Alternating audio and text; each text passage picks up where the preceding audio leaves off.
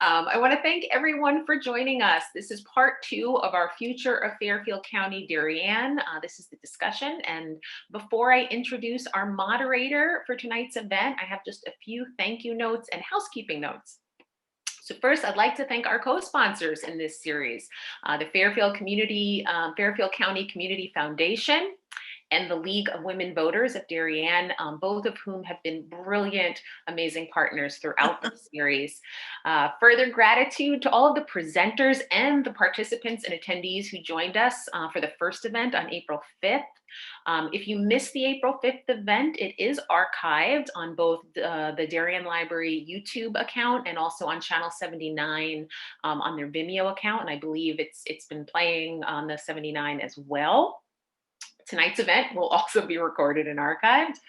And finally, a thank you, of course, to our friends, the Friends of Darien Library, who provide support for all of our special programs and events, including our Zoom virtual programs, which have been key over this last year. Just some technical notes. Tonight's event is, as you can see, a meeting format, which means that we can see and hear you if you so choose. You can you probably came in muted. We ask that you keep yourself muted unless you want to talk or you're called on and we're having that discussion. When you're not speaking, you should keep yourself muted just to make sure there's not background noise. If you don't want to be visible, you can turn your camera off. You can do both of those things in the lower left-hand corner of your Zoom window. If you have a question for Steve and for the group that you want to discuss, we ask that you put your name and or your question in the chat. If you just put your name, Steve will know to call on you and to ask you to come off mute and talk, or you can type your question into the chat too, and he'll read it. And now, I'd like to introduce our moderator and the brains behind much of this very important series, Stephen Saloom. Stephen is the Director of Advocacy and Capacity Building at Fairfield County's Community Foundation, an organization that seeks to enable everyone in Fairfield County to thrive. Before joining the foundation, Stephen served as Senior Manager for Advocacy and Partnerships for Pew Charitable Trusts, which flows from a distinguished career dedicated to nonprofit advocacy and leadership. Steve lives in Richfield, where he previously served as a member of the Board of Police Commissioners. Steve, thank you again for being here and for leading us through tonight's discussion.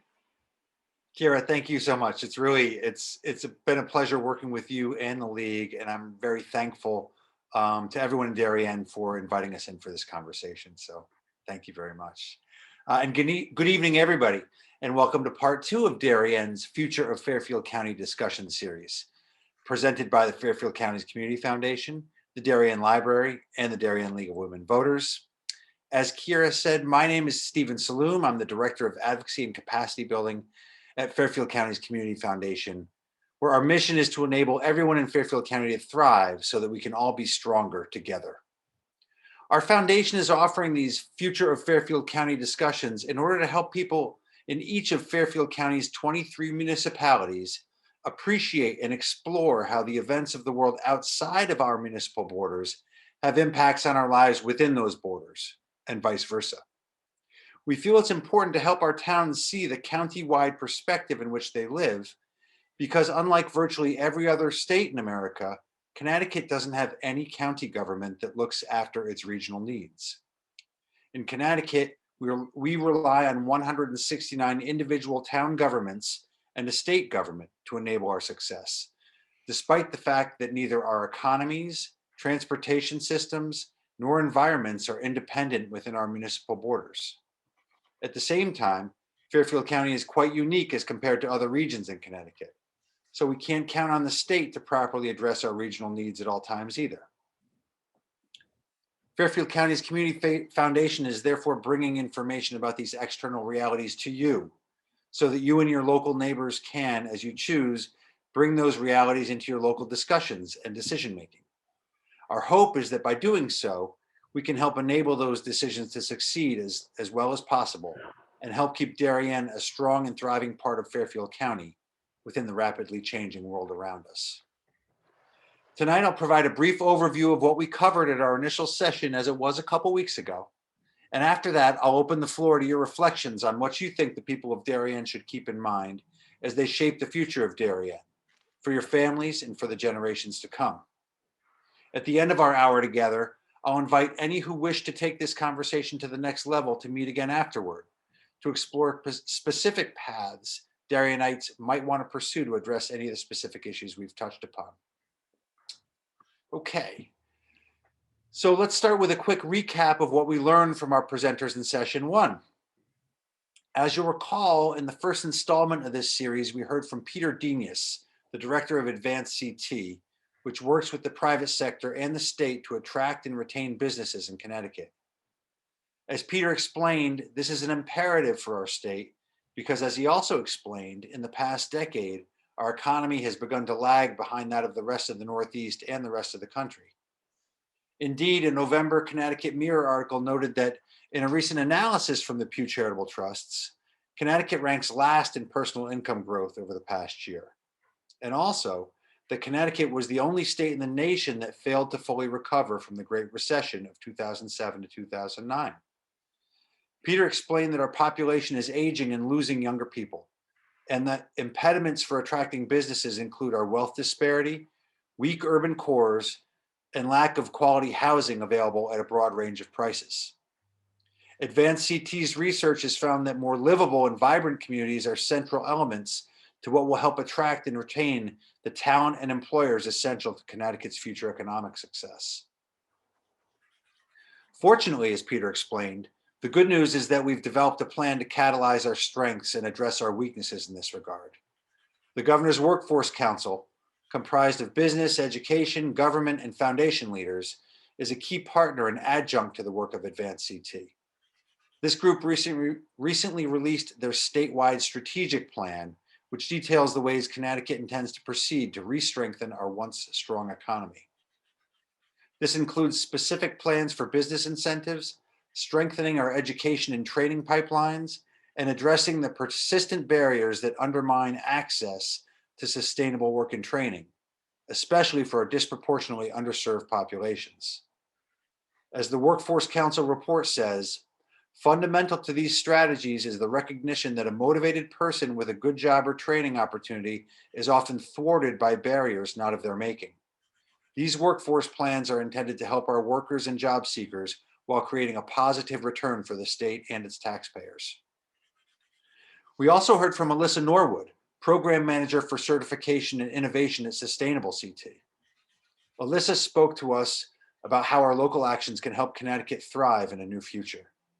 Sustainable CT communities strive to be inclusive, innovative, and collaborative. They recognize the natural environment as the foundation that leads to the health and well-being of all people in the local economy. And they're committed to equity and creating a shared community vision.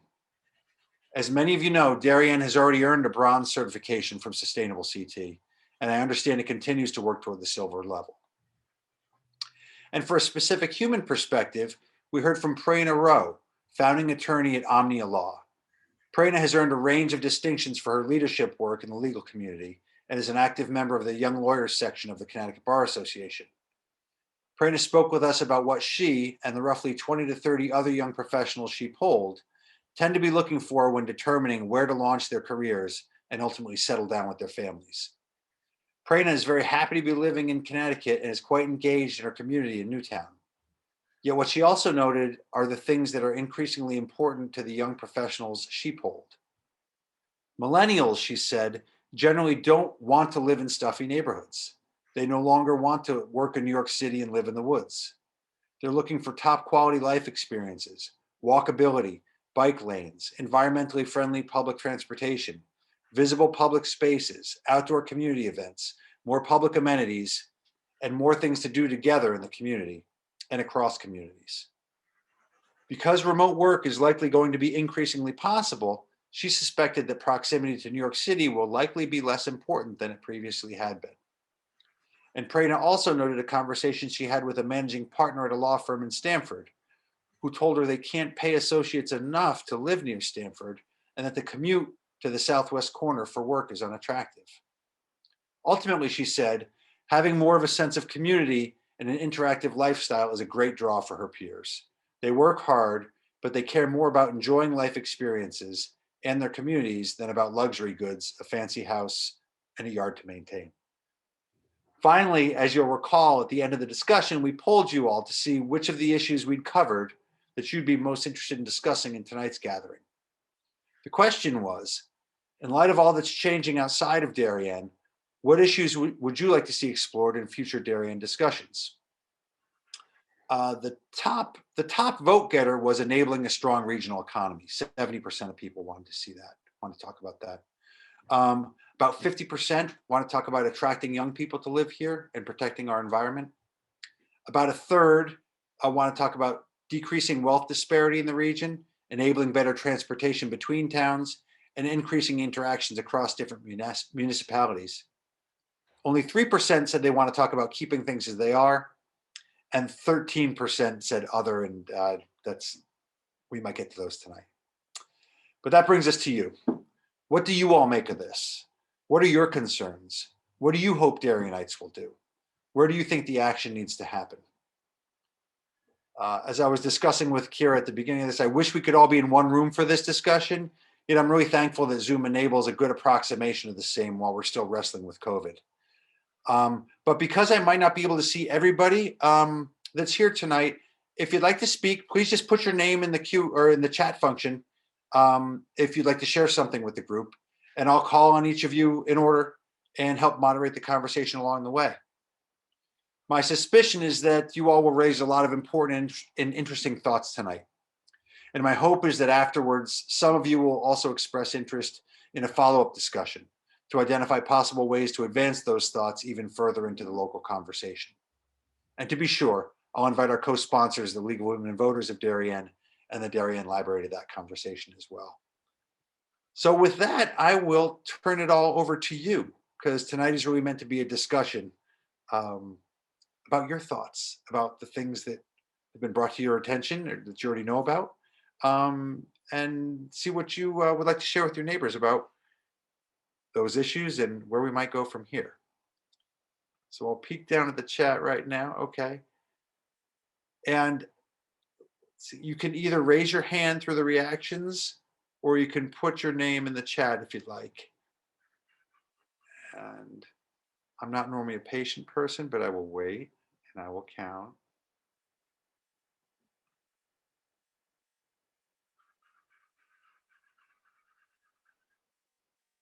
And I will go to the one question that was raised prior to this tonight.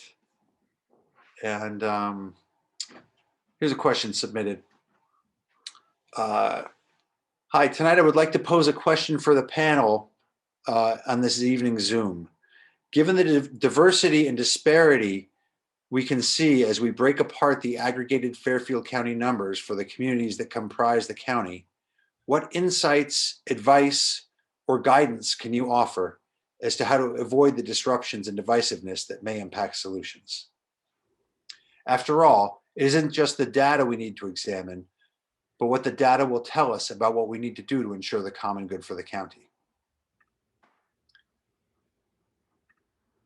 I'll respond to that since I'm the panel tonight, although I really am more interested in hearing from the group.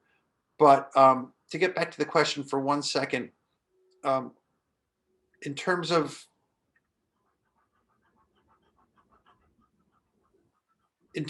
advice, insights, or guidance as to how to avoid the disruptions and divisiveness that may impact solutions, in my experience, I would say that the most important thing for that would be to focus on really our shared interests.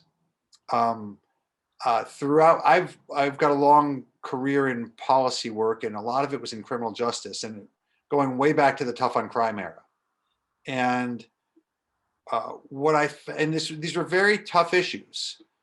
But what I found more often than not was that when I went up to the people that, in particular, that I thought didn't agree with me, and introduced myself and said, I just wanted to introduce myself and talk with you and help you understand a little bit more about what I'm interested in when I come to these issues. And I'd like to actually learn more about what you're interested in when you come to these issues, because my guess is there's a lot that we agree on. I'm sure we disagree on some things too, but I'd like to understand kind of who you are, what you think about this, and try to identify the areas where we agree so that we can focus on that for starters and make some progress there. And I think that is my one bit of advice here, that we not retreat to politics in any of our conversations, that we kind of come to our conversations with, I think, respect and appreciation that we all do have different perspectives, but that we generally all are good people that want to see the best for our community. And if we start with that, what I find is that in those conversations, we are able to find the things that we agree on and start from there. And it builds some momentum and enables folks to go onward.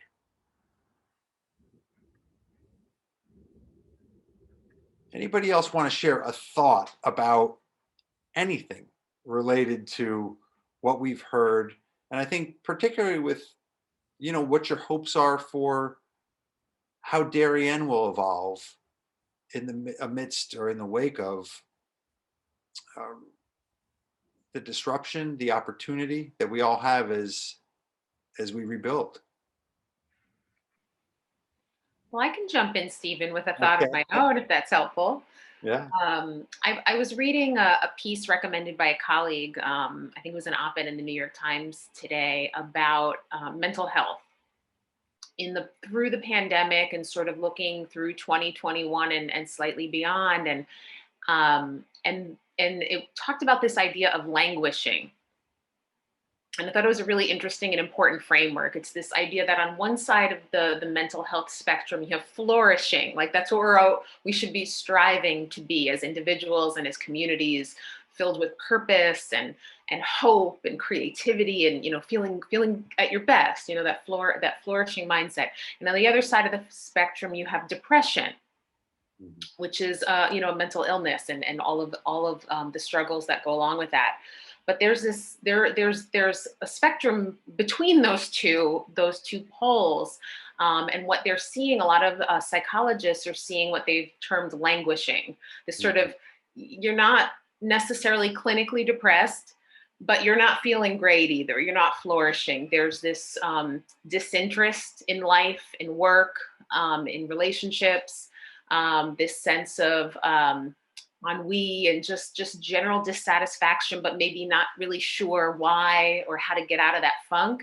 And that a lot of people, this sort of languishing experience has intensified throughout the pandemic, this long period of grief and trauma that so many of us have experienced in different ways. And so I think for me that's been sitting with me a lot and resonating, thinking about how we as individuals, but also we as a community, as particularly at the library, as helping staff, helping patrons, thinking about how we build community and build back community after such a long traumatic event, caring for one another's mental health, and making sure that we're attending to that very unique state that we find ourselves in.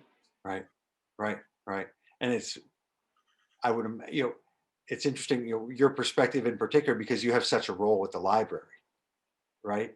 And Kira, tell me a bit more about civic life in Darien on a regular basis.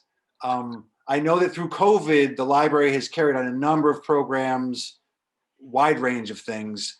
But where else do people go to find community?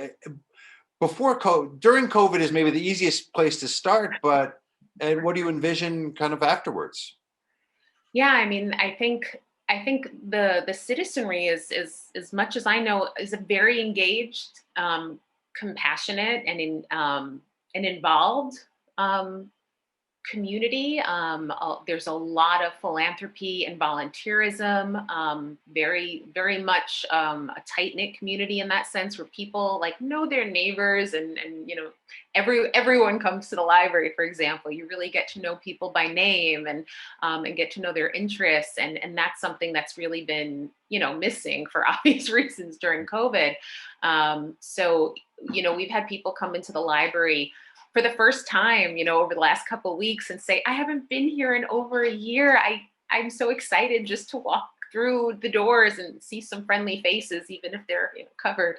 And I think, that social connection, some of the town squares that we have, over by, what is it?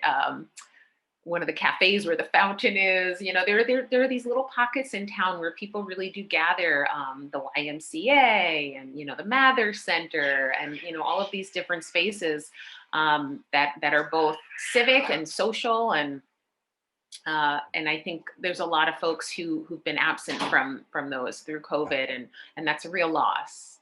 Yeah, and I guess right now it's kind of, you just kind of have to wait and see kind of how that comes back, and before maybe even have enough grounding to start talking about kind of what's next, I suppose.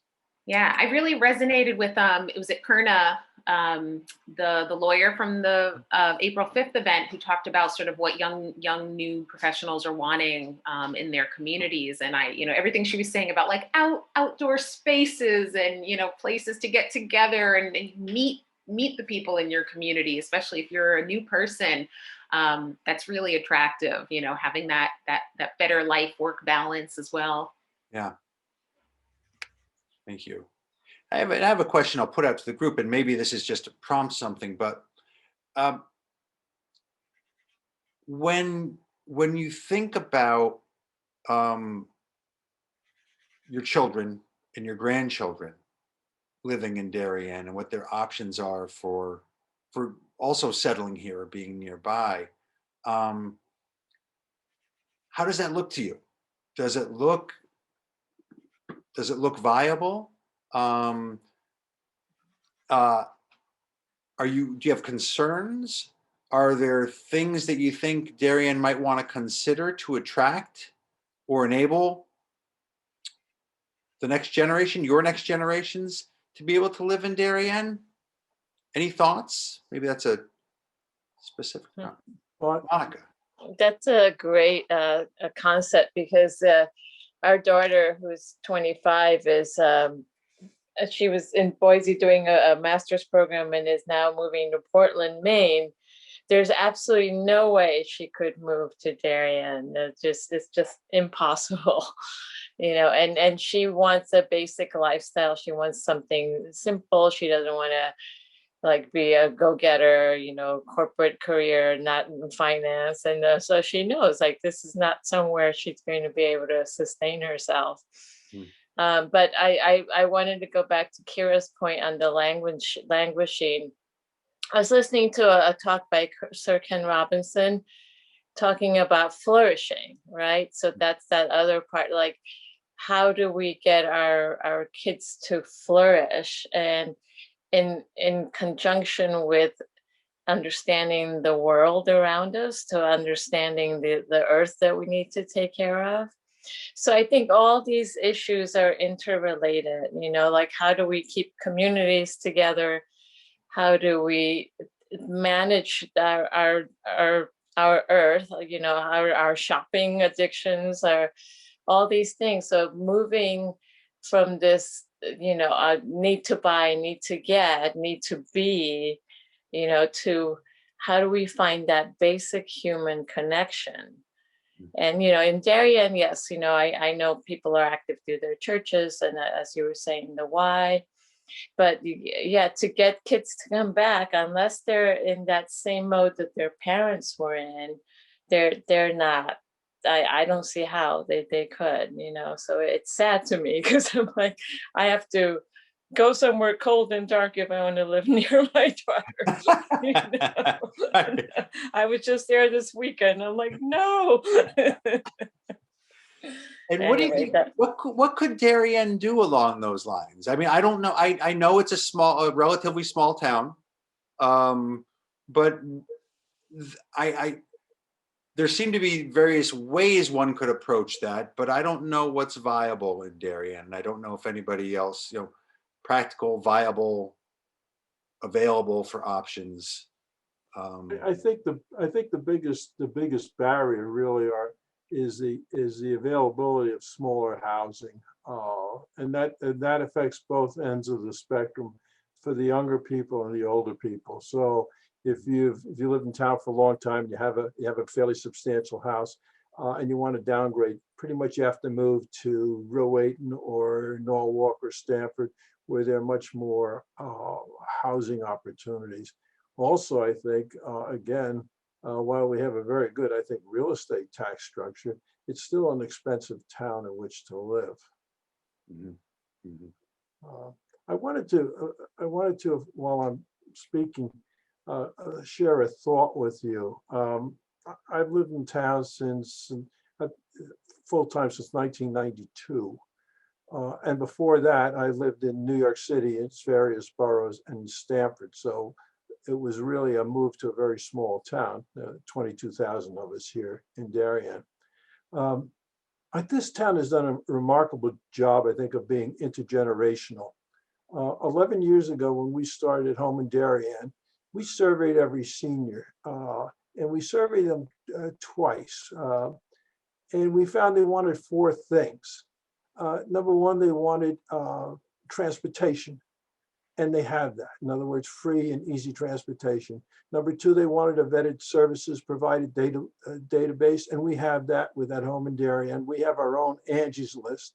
And number three, they needed volunteer work around the house or volunteer contacts when they were lonely or had a physical problem that was temporary. Let's say you broke your foot, somebody could do your shopping for you. But the fourth thing, and I think this surprised almost all of us that did the study that were involved in it, was no one really wanted more events for themselves. They wanted more events in the town. So they really wanted to be more connected to the town. And we've spent 11 years doing this. And I think we're a very effective intergenerational community at this point in time.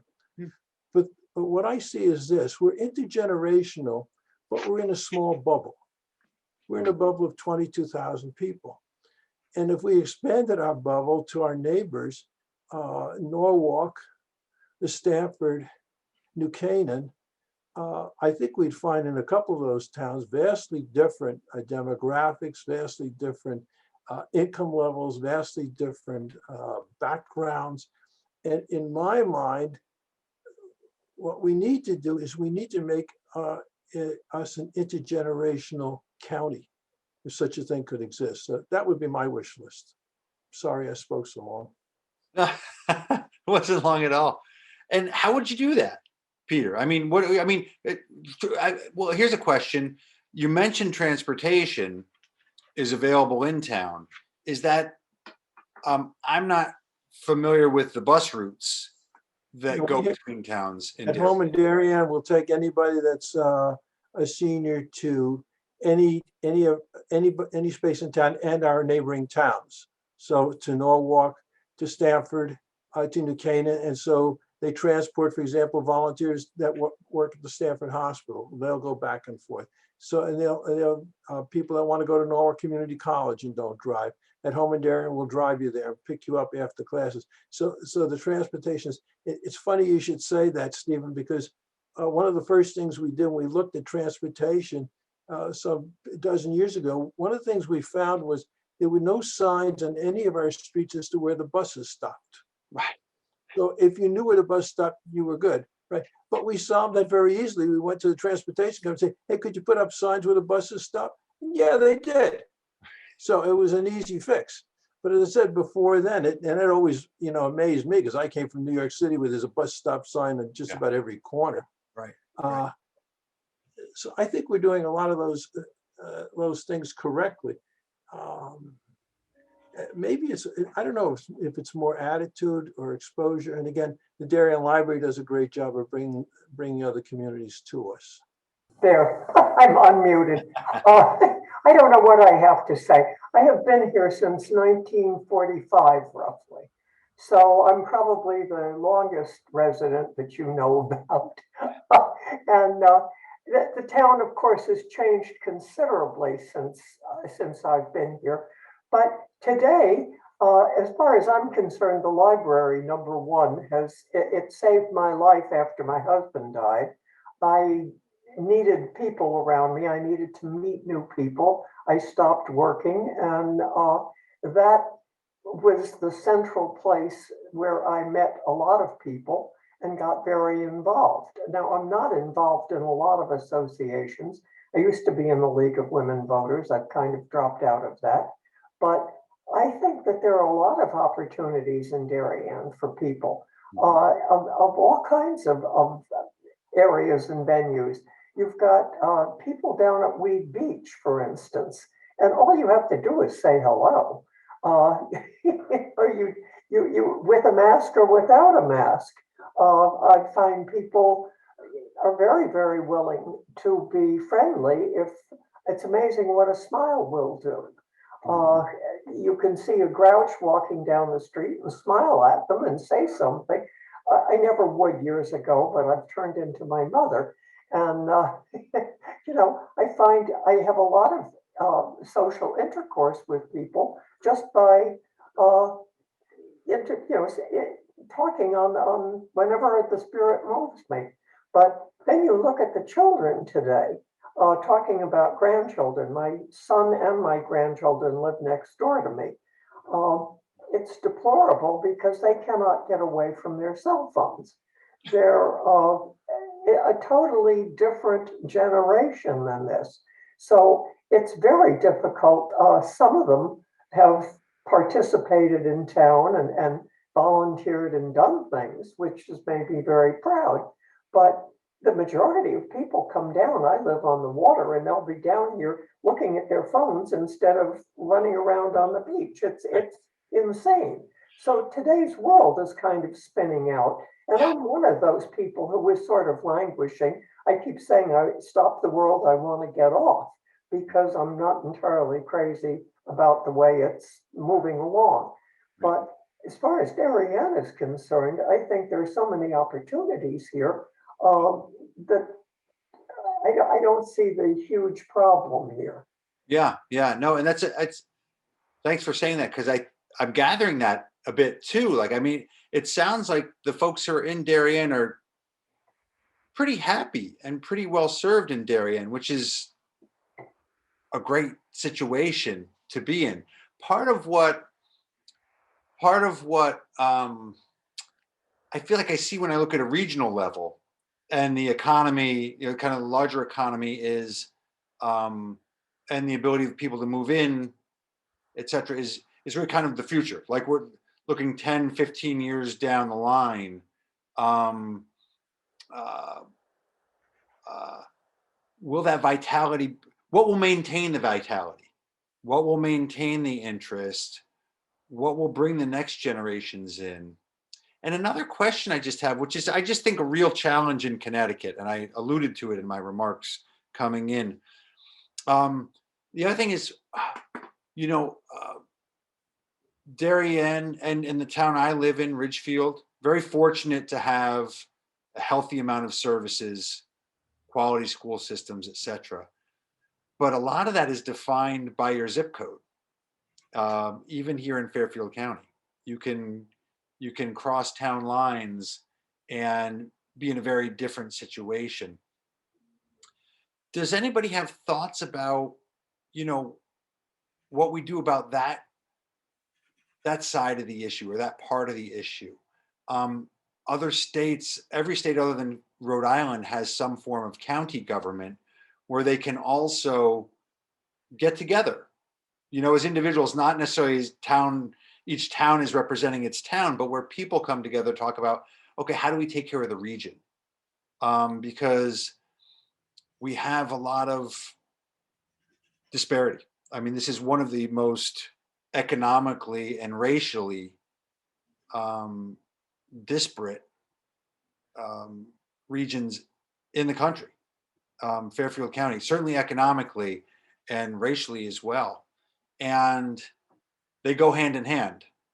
And part of what Connecticut's future economy depends on, according to Advanced Connecticut and the Governor's Workforce Council and all the people there, is that we've got to really give everybody a solid shot at being viable parts of our workforce. And really probably providing, to some extent, cities that are more dynamic and attractive. If we want to build on the strengths that we still have in order to remain a strong state in the future. I understand that there are challenges with changing zoning laws in a given town, or kind of coming up with a lot of housing, and transformation is not easy within a town. There are things that are possible within a town. And there are also things that I guess would have to be done at a state level, or somehow done to help neighboring towns kind of catch up. Because I think it's safe to say that the cities in Connecticut have, because of our tax structures and because of how education is funded, have a tougher way to go.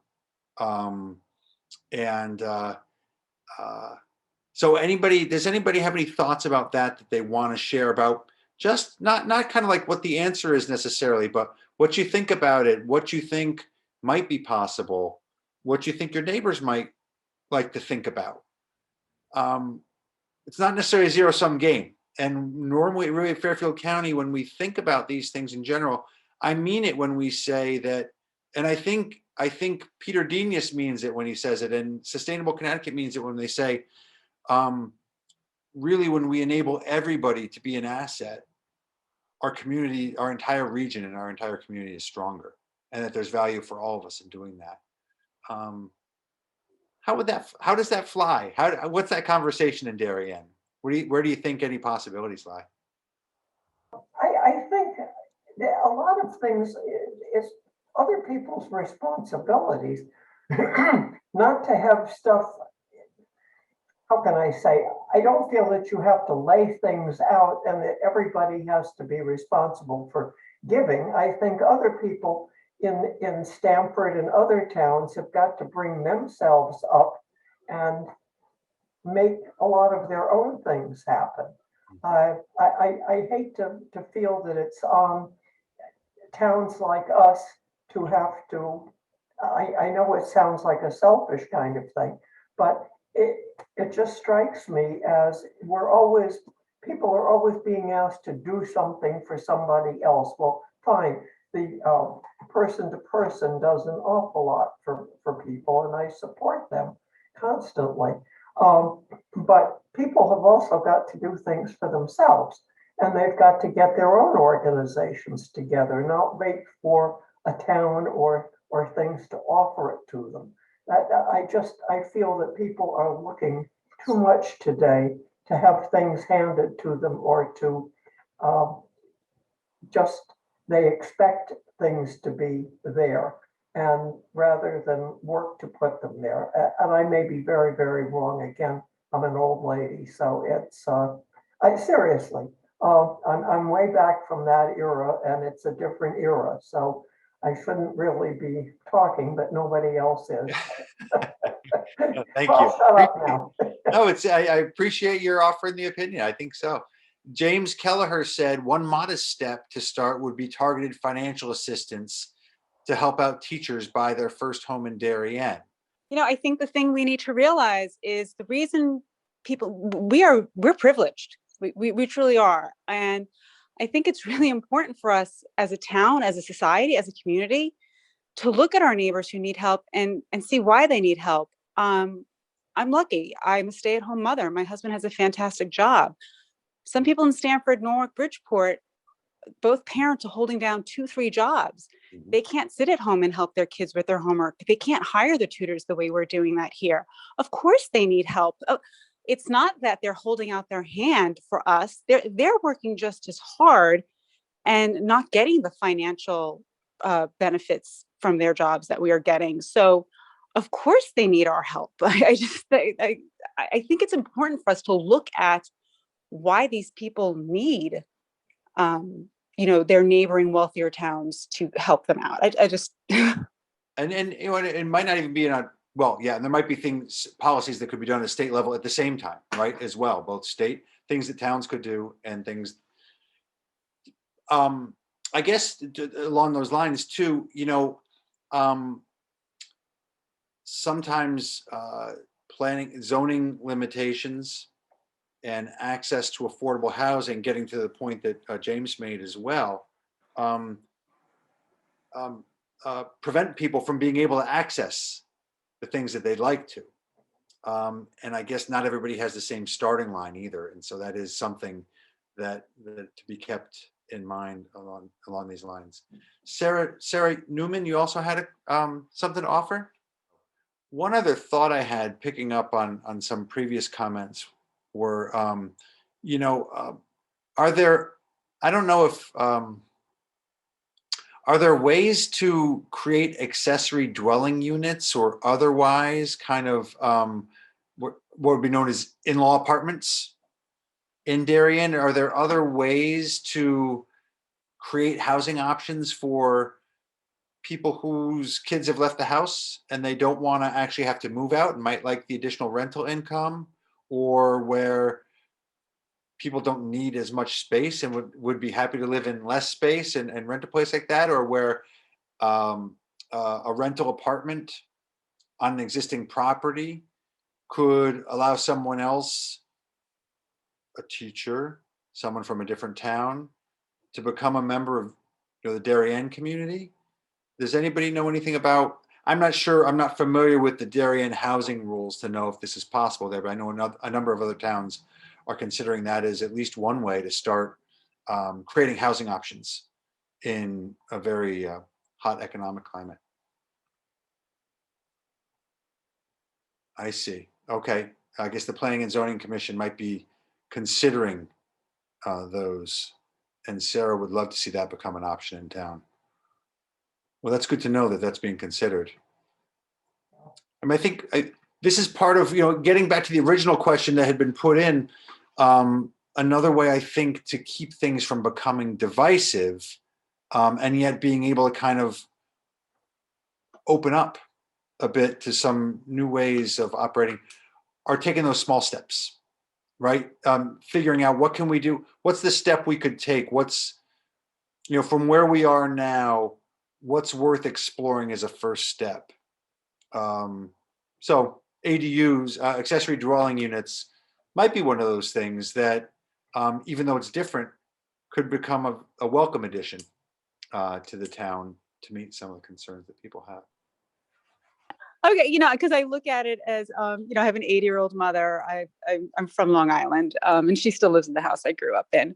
But it's interesting when I see apartments or condos or anything in Darien going up that is specifically targeted towards seniors, I'm always fascinated by how much they go for. They'll be in the $500,000 range. There's one over by off of, I think it's Locust Hill Road, I think it is. They're going for $2 million. If my mom is down, like, let's say it's my mother, she is an 80-year-old woman who wants to stay in the town she's in. She doesn't have that kind of money. She may as well just stay in her own house. Right. So I think if we want to keep our seniors in town and we're going to build units or condos for them, like, truly make it affordable for somebody on a fixed income, to make it, worth for them to sell the house that they've likely paid their mortgage off on, and the only, real cost is any kind of maintenance or property taxes. And then I guess to Jane's earlier point, but that might be doing something for somebody else, which, and I'm not arguing against you when I say this, I'm just kind of like trying to play out the issues a little bit, but yeah, I guess that's where some of the choices lie. Stephen, I was just going to chime in as an older millennial, former city dweller who just moved out here to the suburbs. I said before, like, the first panel we had where Perna talked about, what are younger folks looking for in terms of housing, and I'm among that group. Like, it's my husband and I don't want a big house. I can't imagine, like, having all of that space and a yard to take care of. So looking for like condos or a townhouse or a little community where it's a smaller footprint, it's more sustainable, it's more ecological, and environmentally sound, and it's walkable to like be a train station. So it's easy to get into the city for events and music and, that kind of experience where you have the best of both worlds. So, I mean, as somebody who's looking to buy and settle down here long term in the next couple of years and buy something, that's what I'm looking for, Yeah. you know, and not like a 4-bedroom house where like that to me is overwhelming. I can't even Yeah, yeah, imagine yeah. my kids, but so yeah, I'm very much in that group, and if Darien had that, I would in a heartbeat buy something here, but I Right. don't know that it does just yet. Yeah. And so you're facing the choice of perhaps you'll work here but not be able to live here. Most likely, yeah. Yeah. Yeah. No, I understand. Yeah. Yeah. And Yvonne raised a point in the chat saying that there's well, that Teresa raised a good point about the missing middle housing. And that I guess part of, again, in the thinking of kind of the larger Connecticut economy and the regional economy and who's going to be living in Darien going forward,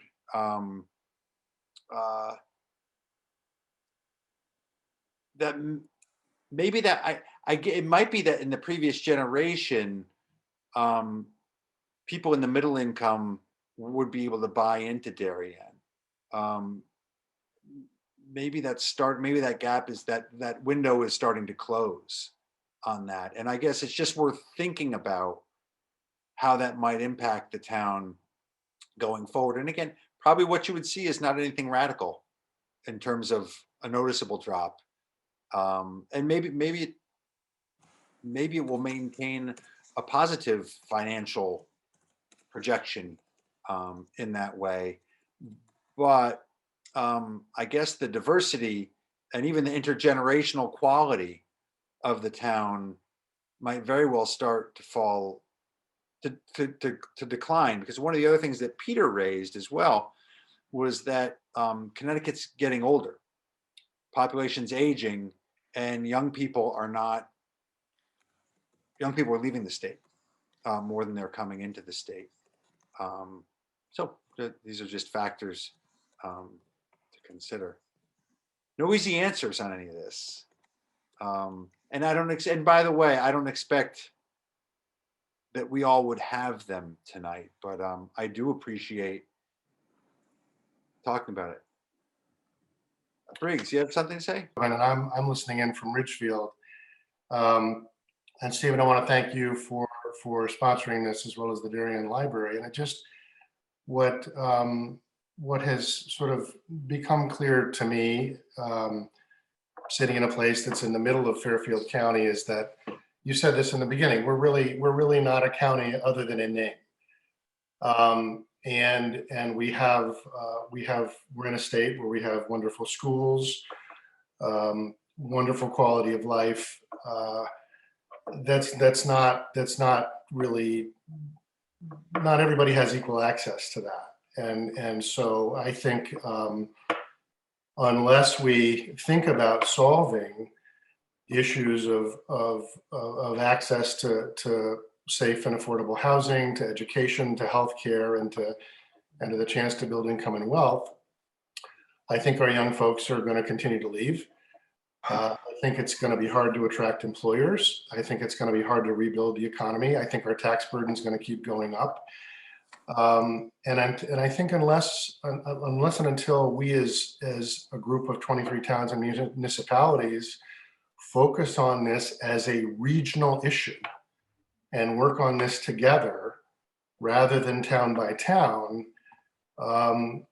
it's just going to be that much harder. So again, I come back to, I think these kinds of discussions, which are really important, and I want to thank you for hosting it. I guess I would urge, as you go town by town, if that's your plan, to broaden your distribution list, to get more of us from outside participating in the conversation, and recognizing that we can't just wall ourselves off and think that it's somebody else's problem.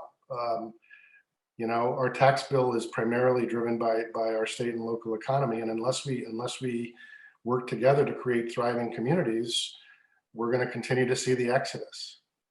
So that's I guess what I have to offer, and thank you for the chance to say something. Nina. That's a very good point. Darien, I grew up in Darien. I've been here for many, many, many years, off and on college and, trips here and there.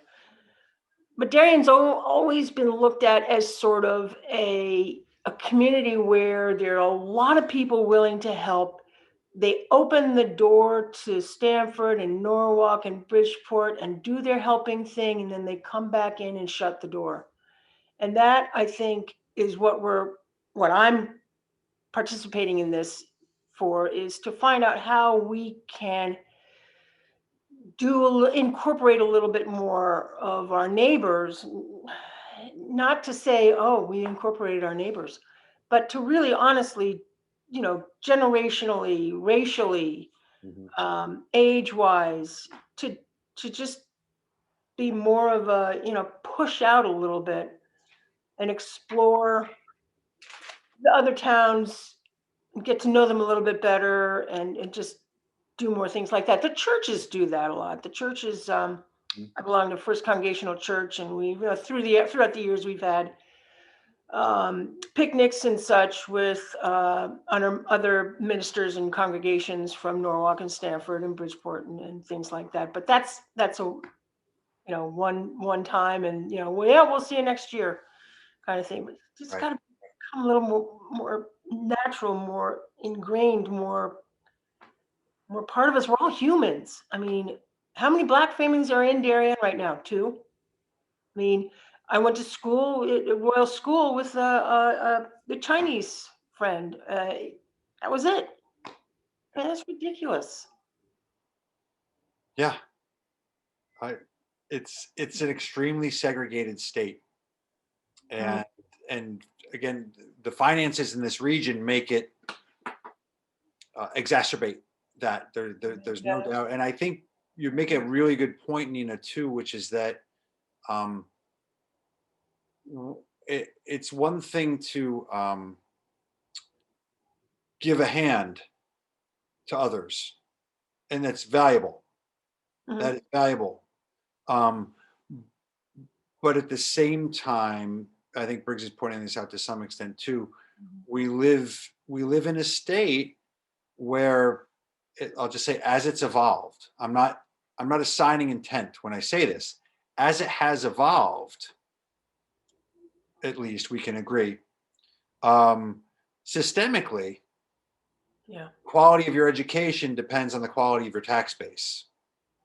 And if you're a kid, you're not responsible for your tax base. Right. You're probably not responsible for where you live. You're responsible for getting the best education you can with what's available to you. And in Connecticut, anybody that's going to buy a house knows what the school ratings are.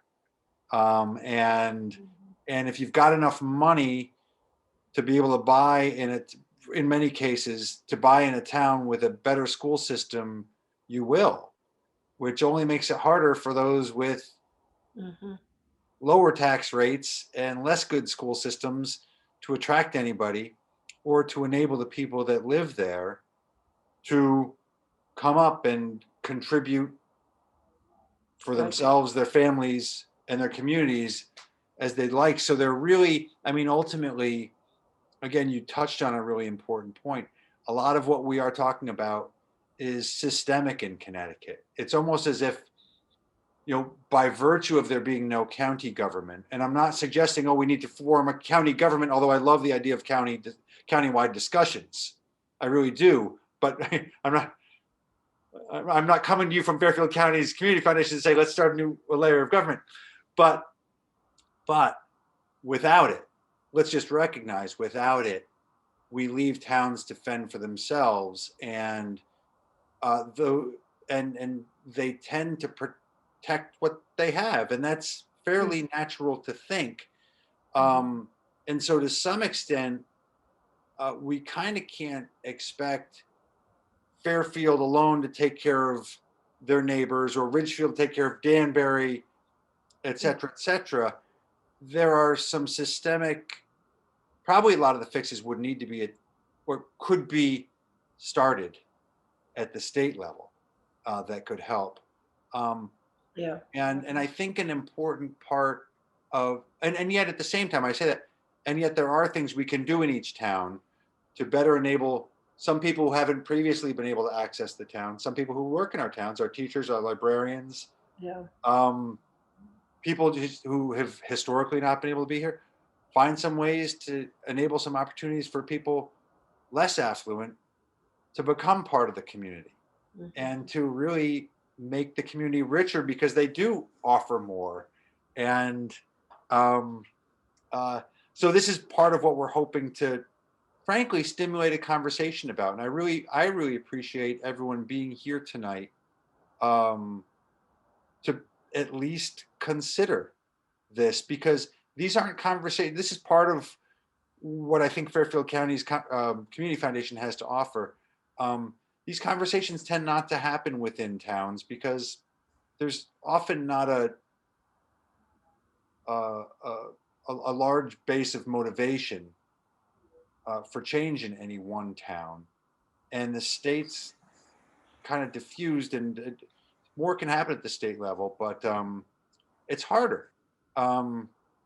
It's harder to pull off there, and to some extent, get at the local level or to state level, it requires people from across the state to start thinking a little bit more broadly about, as Peter noted, as Briggs noted, and others, we've got a larger economic issue in this state that we can all succeed together, or we can all go down kind of alone.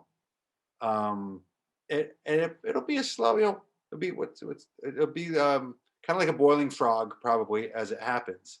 And maybe I'm wrong, by the way. Maybe the past is not indicative of what's going to happen in the future, but a lot of the indicators that we've seen so far suggest that we should be thinking about these things. Now I see a couple more things added here. In all cities, people vie for the neighborhoods where there are better schools. That's absolutely right, Kathleen. That's true. But I guess part of that's also true. There is a larger systemic dynamic, though, where just to be in the running for some of the better schools, you need to have access to a better neighborhood. And probably within the cities, you have a little bit more access for that, but your point's still well taken. And Yvonne adds that some data indicates that approximately 1/2 of Black and Latino populations live on 2% of the land, typically in lower opportunity areas. I know we're drawing short on time here. I'll just leave folks with just I guess this final thought that this is the most financially unequal region in America. It is racially segregated. Most of our towns, most of the suburbs in Fairfield County are well over 90% white. And the suburbs tend to have more wealth and the cities tend to have less. The opportunities for even a fair start in the cities are less because of access to services and the rest. And the disparities are just pretty strong in Connecticut, and they seem to be contributing to they seem to be holding back Connecticut's future, whereas otherwise we're a pretty strong state.